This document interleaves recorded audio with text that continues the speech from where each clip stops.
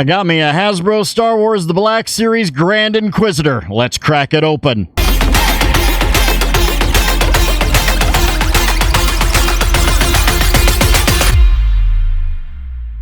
Greetings, toy heads, and welcome to another episode of Go Figure with me, your host, Eli Williams, here on the Digitally Rebastard Network, the action figure show about news, reviews, collecting tips, customizations, kit bashing, everything that goes into this fun, nerdy hobby that you and I both love. And in this special episode, we're going to be doing an unboxing and review of the Hasbro Star Wars The Black Series Grand Inquisitor from Obi-Wan Kenobi series. I picked this up with a smattering and with some other stuff off of Amazon during the May the 4th sale. And I really didn't want to get any of the Inquisitors, but I always said if they ever put them on sale, I would get the Grand Inquisitor, and then I would get Reva. So I do have the third sister, Reva, which we'll do a review of that. That'll be on Wednesday.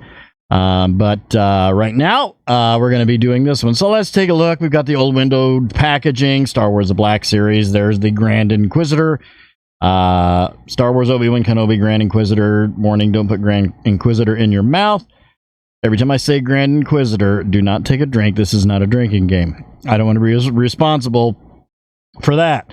Ages 4 plus Hasbro. On the side here, we've got the artwork for the collage that you would, if you had all the boxes, you would put them together. I will not have all the boxes. Grand Inquisitor. And then on the side here, we just got the side of the window and Star Wars The Black Series. On the back, we've got Star Wars The Black Series, Grand Inquisitor, a whole blurb about him, and then the picture of the artwork, number 9 in the series. Jibbery jabbery legal jargon, ages 0 to 3, you know what that means. If your child is not born yet, they shouldn't play with these toys. That's right, you're welcome. And more jibbery jabbery legal jargon, Disney, Hasbro. And then on the bottom, we've got more jibbery jabbery legal jargon, Houses of Klingon, and barcode. And there we go. Let's grab Trusty. Pew! And release the Grand Inquisitor. All right. Open this up and get ready for the stupid piece of paper, because you know it's in there, right there at the bottom. And I'm not going to let it fall out. Just going to do that. And we've got... oh, he has a cloth goods cape? I didn't know he had a cloth goods cape. I was not aware of that fact. Okay, so we've got the saber, and I pop the... It is taped in right there. Let's just pull that tape off, and now I can just slide it out. There we go. And then here we are ready to...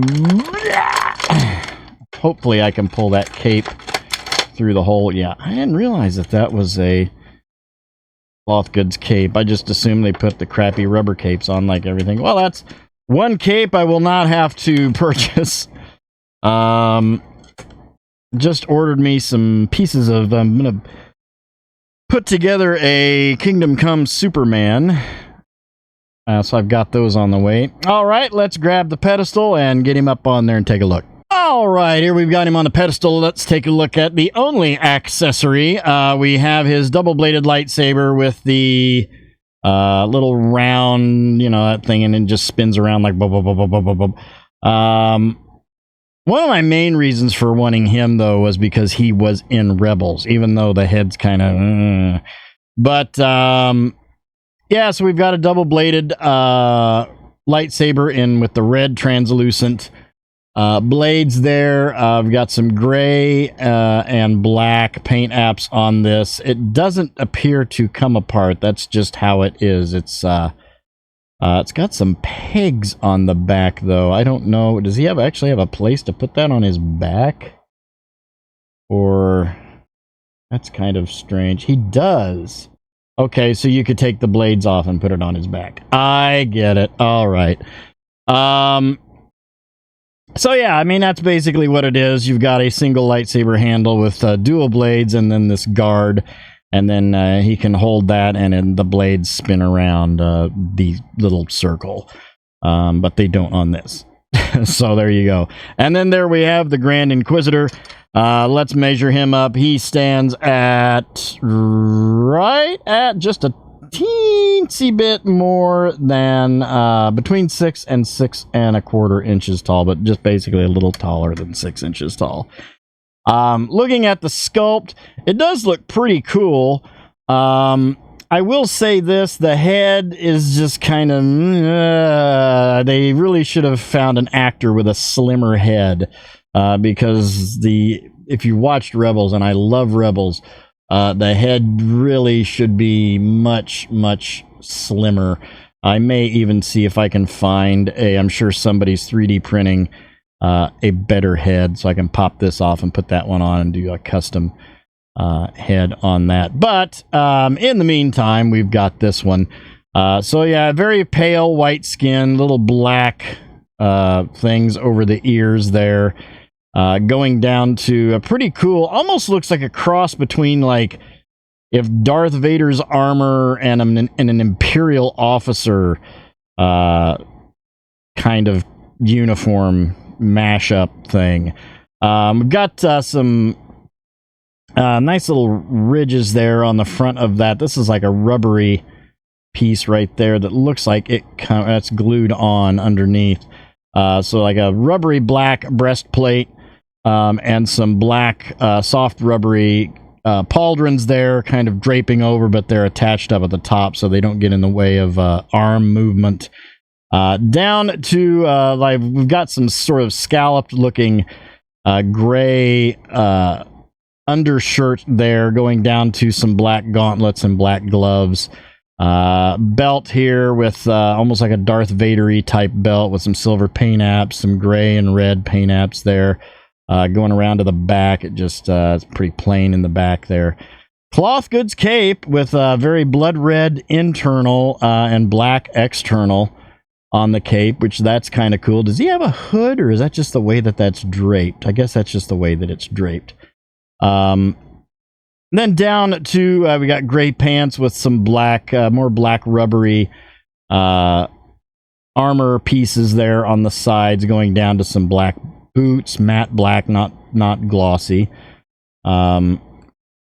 Pretty cool. I mean, he's cool looking. I just wish that head wasn't so like puffed out. It's like if the Grand Inquisitor from Rebels got stung by a bee.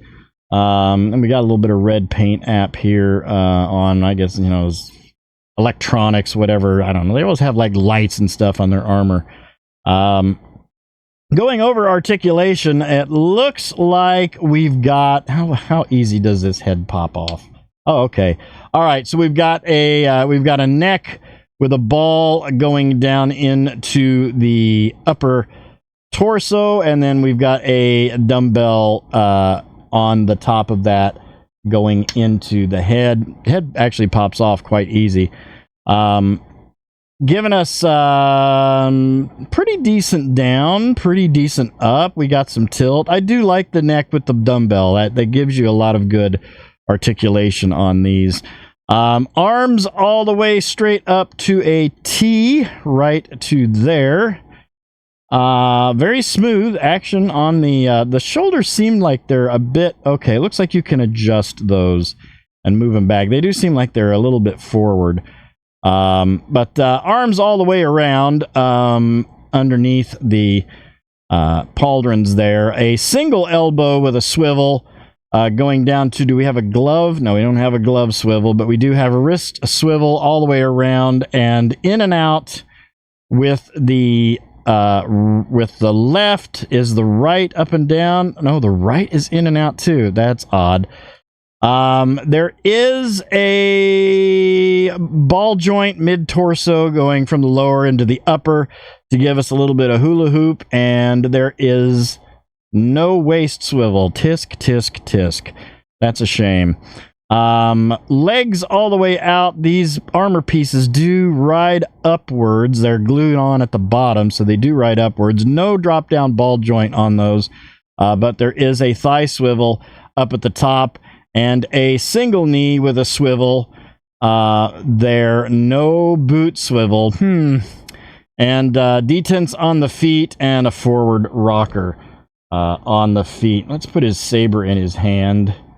That's kind of disappointing, this being one of the newer figures and not having double elbows and double knees, especially when it's a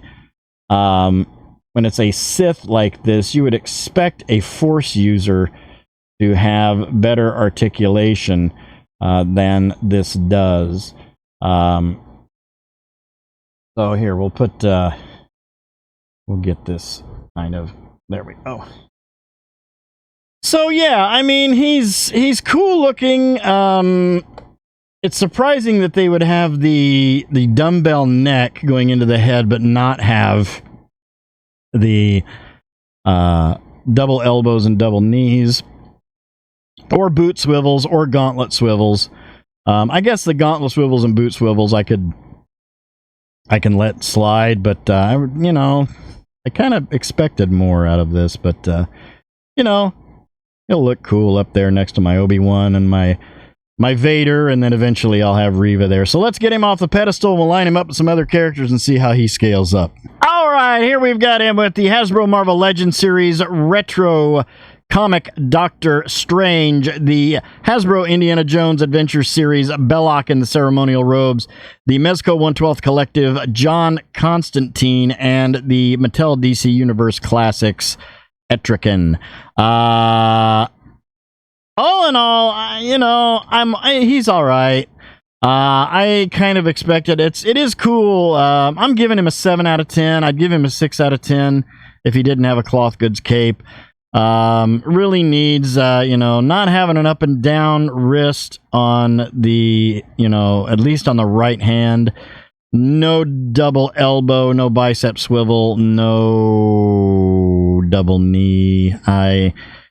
He'll still look cool up there. You're going to be limited on what you can do with posing with this guy, but as you know, in, you know, retrospect to some of the ones that I've done, where, you know, they, like the G.I. Joe Classified series that I just did with the retro carded Storm Shadow and Zartan, which are just articulated all over the place. But yeah, I give him 7 out of 10, so, you know, that's that. So thank you guys for watching. I hope you enjoyed that episode. Please remember to like, comment, and subscribe. Smash that bell so you can get information on all the good things coming out of the Digitally Rebastard Network. You all have a great week and a great day. I'll see you next time, and until then, don't forget to get your figure on. Take care.